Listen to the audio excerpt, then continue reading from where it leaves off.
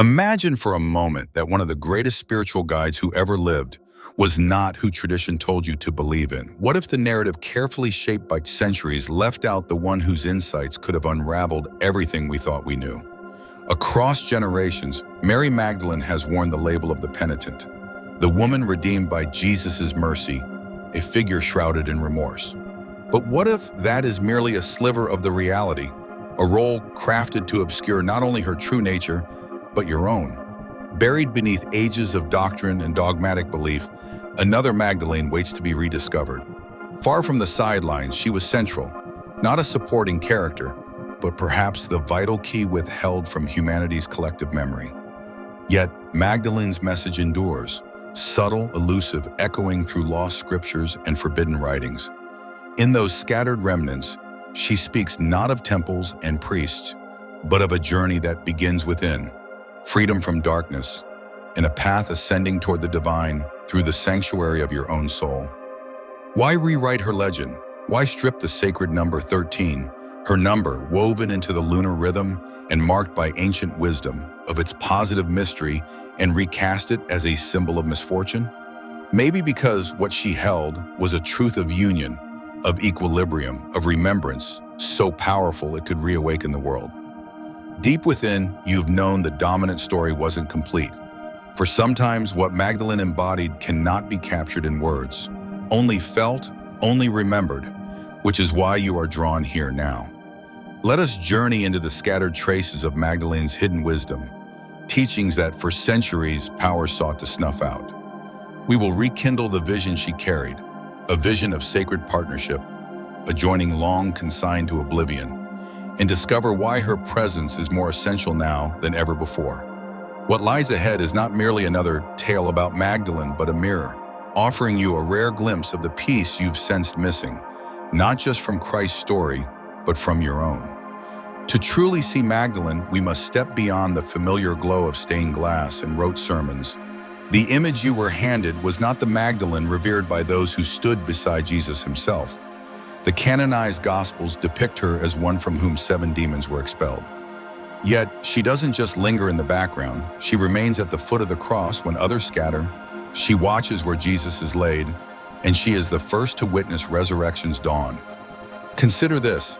If she was peripheral, why does every gospel place her first at the miracle that defines all Christian faith? Before Peter, before John, before all others? Yet, outside the officially chosen texts, amidst the Gnostic writings discovered in Egyptian sands, a different vision of Mary emerges.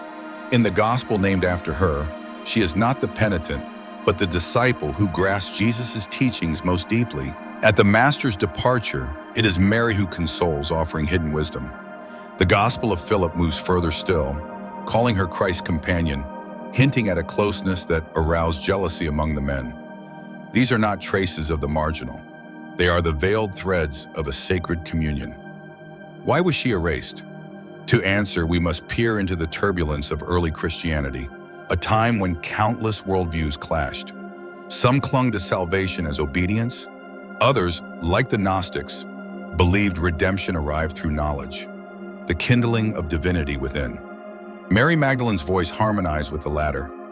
Her teachings, preserved in shadowed fragments, speak of the soul's emergence, of facing the chains that confine us, of liberation through inner discovery. She was a dangerous figure for an ascending church craving order, a woman declaring that sacred authority belongs to each of us, independent of priests or rigid ranks. Even her number became subverted. Magdalene, once honored as the 13th apostle, the one beyond the 12, the carrier of forbidden wisdom. Her initial M is the 13th letter. Ancient cultures revered 13 for its ties to the moon, the lunar cycles, the mysteries of the feminine principle. Yet across eras, the number was stained, turning into a superstition to be feared, rather than a gateway to transformation. It was never an omen of darkness, but a reminder of the profound feminine strength authorities worked so hard to bury. Magdalene embodies more than just a threat to history. She is the living symbol of lost feminine wisdom, the necessary counterpart to patriarchal authority and structured religion. She endures not as the penitent, but as an icon of Gnosis, spiritual autonomy, and the refusal to be caged. So as centuries rolled on, her image was continually reinterpreted, wisdom rebranded as sin, teacher demoted to the background, until only the faintest echoes of her true nature remained. But as you've found in every wisdom tradition, the truth endures, whether through fragile manuscripts, oral whisperings, or the burning questions of those who refuse to accept only what they are told. And so the question arises, what was so radical in her suppressed teachings that it had to be erased altogether? To find Magdalene's wisdom, you must learn to listen, not just with your ears, but with a quiet insight that hears what endures when the noise has faded.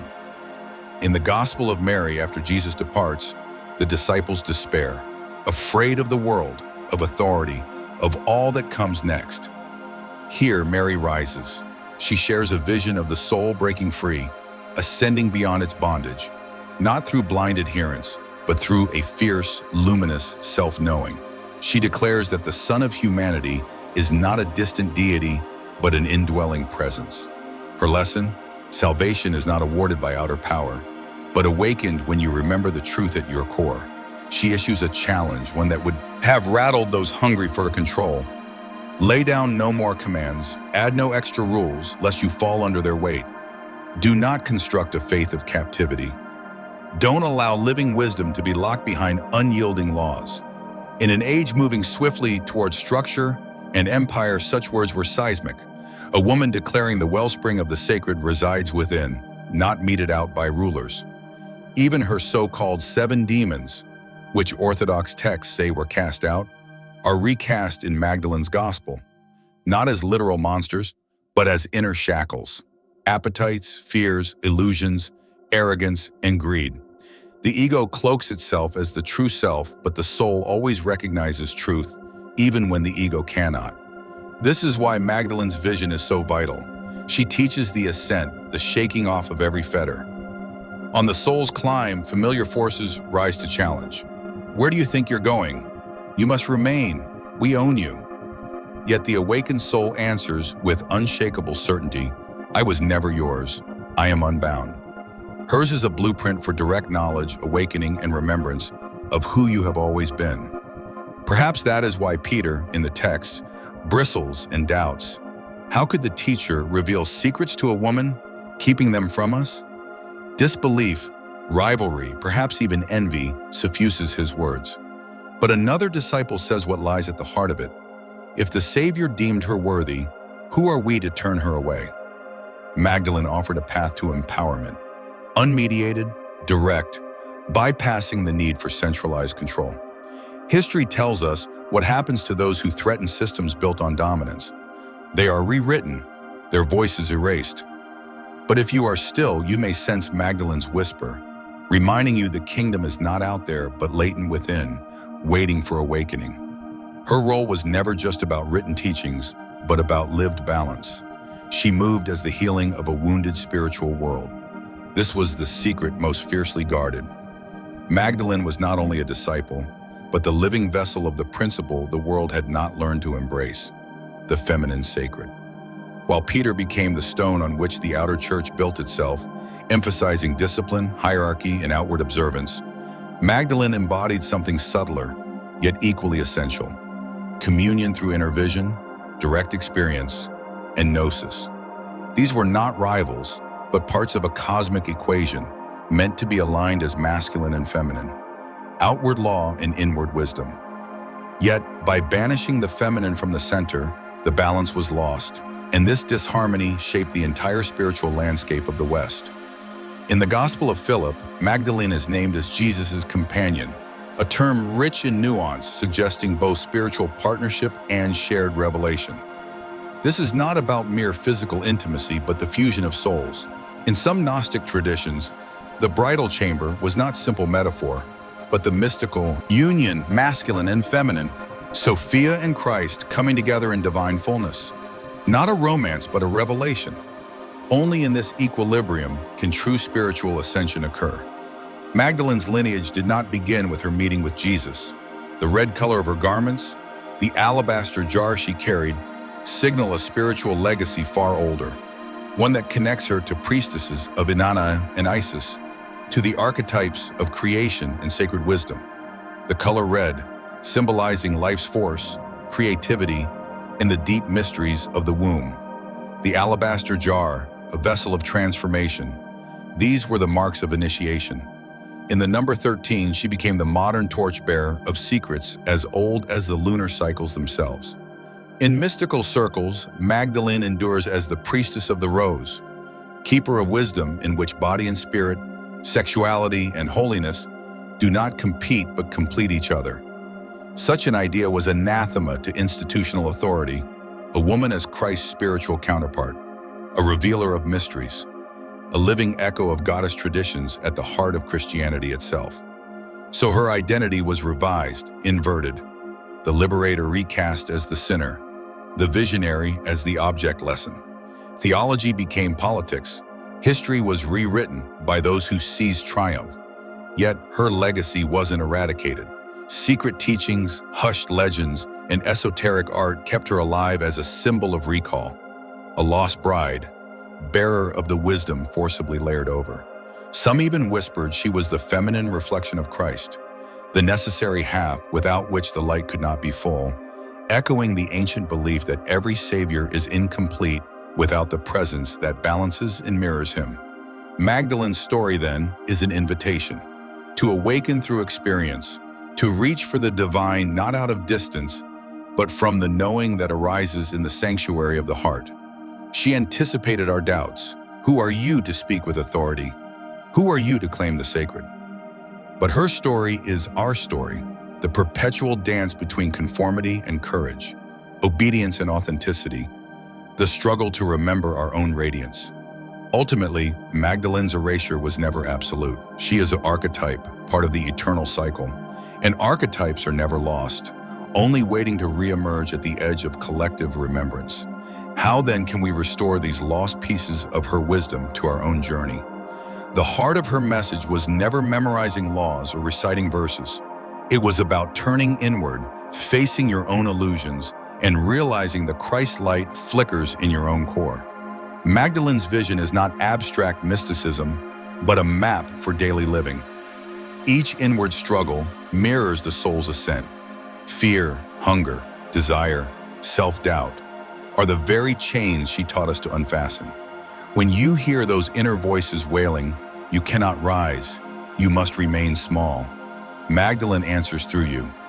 You have always been free. How many times have you bowed to other people's stories, suffocated under silent fears, or let the weight of false expectations corner your spirit? And how would it feel to lift your head and quietly, deeply remember, I am unbound? Magdalene also alerts us that clarity emerges when we see through the disguises of craving. The self, she says, wears the ego as a mask, but the mask cannot see the self. This is why most manifestations remain hollow. They begin from wanting, from the hunger of ego, not the yearning of the soul. She beckons you to let those cravings go, to loosen the grip of restless wanting, so your life can spiral around your truest purpose, rather than distractions. How can you tell when you're aligned with it? Magdalene's answer: perceive the divine with the sight of your heart, not with doubting minds or outward eyes, but with soul vision that sees beyond all illusion. The heart is the truest eye, and by looking with it, you see the light already alive within. Tonight, before you fall asleep, gently ask yourself, where do I still carry invisible chains? What do I mistake for truth when it is only a craving's disguise? Can I look through the eye of my heart instead? This is Magdalene's offering, not a practice to be checked off, but a living inquiry. Will you remember who you truly are? Magdalene's teachings are a beacon for now, not just an echo from the past. Her liberation sings of yours. And if you wish to wander further down these unveiled paths, if your soul leans toward deeper remembering, I've created a complimentary guide, Escaping the Illusion, a Gnostic manual for reclaiming reality. Its link is waiting for you below, a gateway into the same mysteries Magdalene herself lived and breathed. Mary Magdalene was never fated to fade away. She was never meant to be reduced to one caricature, one lesson, or one shadow. She stood as a visionary, a carrier of truths meant to challenge those who prospered from your amnesia. Her secrets reveal that truth cannot be contained by institutions, that the spark waits, not in books or sanctuaries alone, but in you. When you know you were never truly chained, when you feel your own sovereignty awaken, you finally understand why her teachings were hidden so carefully. And through all those ancient efforts to mute her, Magdalene's voice keeps resonating across parchment, through quiet legends, in the restless search of every seeker. Yet this has never been just her story. It is, at its heart, yours. Her lost words become living seeds of freedom, of recollection. Her wisdom was never meant to instill dread or submission, but to lift the veil. Beyond it, the truth waits, your own indomitable power. The silence has gone on long enough. Now is the moment for you to remember, to reclaim what was always yours. As Magdalene's voice rises through your own, may you always recall, the real truth can never be erased. If this exploration has stirred something inside you, a memory, a longing, a question, let your thoughts flow in the comments. Your reflections help others remember too. Your words become part of a collective awakening. And if you feel drawn to continue this journey into forgotten mysteries, don't forget to like, to subscribe, and to join the Gnostic Eye. Each week we retrieve lost teachings, revive voices long silenced, and reveal insights that can reshape how you see yourself and the world. Because this isn't dead history, it is a radiant, ongoing adventure. Together we rekindle the flame that, quietly, was never lost at all.